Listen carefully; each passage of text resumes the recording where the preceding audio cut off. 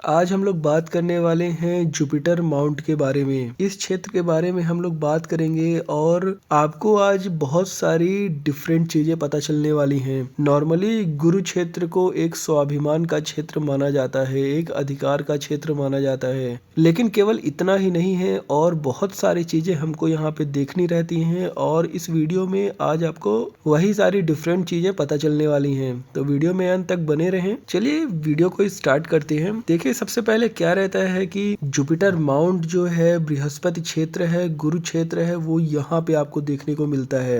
ये जो सबसे पहली फिंगर है इसको हम बोलते हैं तर्जनी। सबसे पहली उंगली को तर्जनी बोला जाता है और इसी फिंगर के नीचे ये क्षेत्र को आप जुपिटर माउंट या कि गुरु का क्षेत्र बोलते हैं। ये नॉर्मली आपके हेडलाइन के ऊपर और इस पोर के नीचे यहाँ इस एरिया को बोलते हैं। तो ये एरिया गुरु का एरिया है।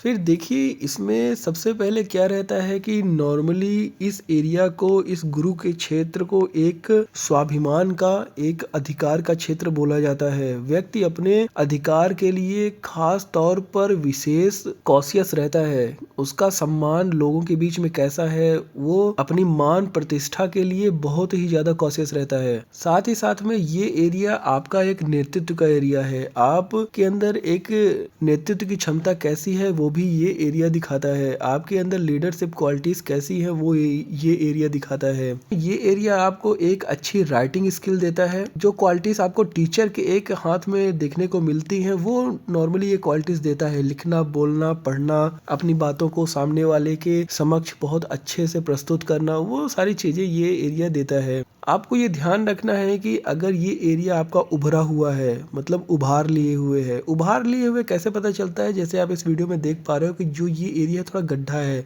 इसके कंपैरिजन में ये एरिया थोड़ा उभरा हुआ है। नॉर्मली इतना उभार लिए हुए गुरु का क्षेत्र नहीं रहता है। गुरु का क्षेत्र में उभार जो रहता है वो थोड़ा नॉर्मल रहता है। मतलब जैसे ये बुध का क्षेत्र है जो आपका, ये एरिया जितना डेवलप्ड है लगभग वैसा ही रहता है। तो इस टाइप से नॉर्मली देखा जाता है। अगर यह क्षेत्र आपका उभरा है, स्पष्ट है, मेनली दबा हुआ नहीं होना चाहिए, धंसा हुआ नहीं होना चाहिए। अगर ऐसा नहीं है तो वो नॉर्मली एक अच्छा बृहस्पति क्षेत्र बोला जाएगा। ऐसे व्यक्ति नॉर्मली ईर्ष्यालु स्वभाव के नहीं रहते। वो अपना उन्नति प्रगति तो करते ही हैं, साथ ही साथ में जो उनके आसपास के लोग हैं, उनसे जुड़े हुए लोग हैं, उनकी भी उन्नति वो देखना चाहते हैं, उनको भी आगे बढ़ते हुए देखना चाहते हैं। ऐसे व्यक्ति बोल सकते हैं कि एक इंडिपेंडेंटली डिसीजन लेने वाले रहते हैं, या कि कुछ भी अगर सपोज करिए दो लोगों में विवाद है और उस चीज को अगर सुलझाना है तो जिस व्यक्ति का गुरु अच्छा है उसके पास आप जाएंगे तो वो इंडिपेंडेंटली उसका निर्णय कर पाएगा। ऐसे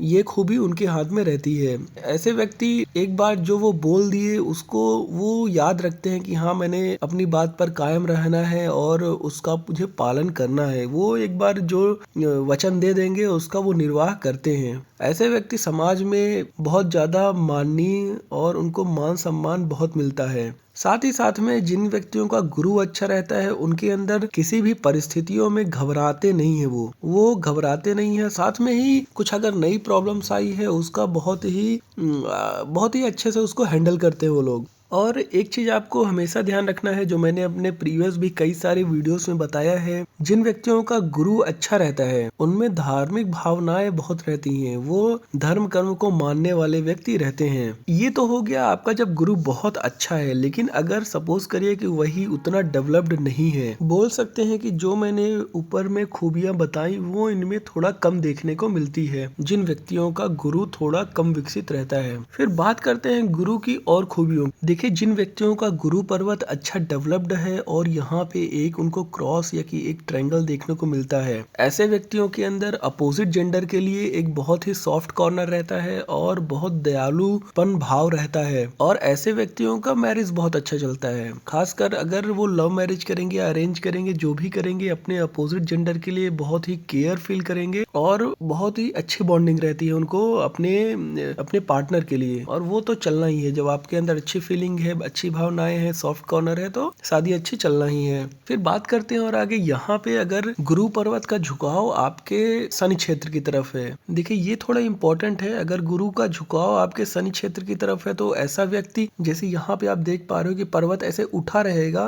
तो यहाँ पे ना उठा रह के ये थोड़ा ये वाला एरिया पकड़ेगा। यहाँ पे अगर गुरु का एरिया अच्छा डेवलप्ड हो जा रहा है, इधर से शिफ्ट करके इधर आ जा रहा है, इधर से शिफ्ट करके अगर इधर आ जा रहा है, मतलब गुरु क्षेत्र से शिफ्ट करके ये शनि क्षेत्र की तरफ जा रहा है। ऐसे केसेस में व्यक्ति अपने काम में तो लगा रहता है, लेकिन उसके अंदर एक काम में लगा रहेगा और वो पूर्ण नहीं होगा, वो सफल नहीं होगा, तो ऐसे व्यक्तियों में निराशा आने लगती है। धीरे धीरे वो काम को लेकर के निराशा आने लगती है और स्वभाव से ये व्यक्ति धीरे धीरे बहुत ही गंभीर और अड़ियल होते जाते हैं। लेकिन अगर यहीं पे गुरु पर्वत आपका खिसक के नीचे की तरफ आ गया है, अगर गुरु पर्वत आपका खिसक के नीचे की तरफ आ गया है, कुछ यहाँ पे अगर बढ़ा हुआ है, यहाँ पे कुछ डेवलप्ड हो जा रहा है, वहां से छोड़ करके, अपने एरिया से छोड़ करके, ऐसे व्यक्तियों में बोल सकते हैं कि एक उनको बदनामी का सामना करना पड़ता है। ये थोड़ा निगेटिव है, बट साथ में ही ऐसे व्यक्ति अपना लिटरेचर की तरफ उनकी रुचि बहुत रहती है, साहित्य की तरफ उनका रुचि बहुत रहता है। वो चाहे इंग्लिश लिटरेचर हो गया, हिंदी लिटरेचर हो गया, या कि नई नई लैंग्वेजेस को पढ़ने, लिखने, सुनने की उनके अंदर बहुत ज्यादा जिज्ञासा रहती है, नई नई चीजों को, खासकर लिटरेचर जैसी चीजों को। साथ में ही आपको एक चीज और ध्यान रखना है कि अगर गुरु पर्वत आपका ज्यादा ही डेवलप्ड हो गया, देखिए अति कहीं भी अच्छी नहीं रहती। बहुत ज्यादा गुरु का डेवलप होना आपको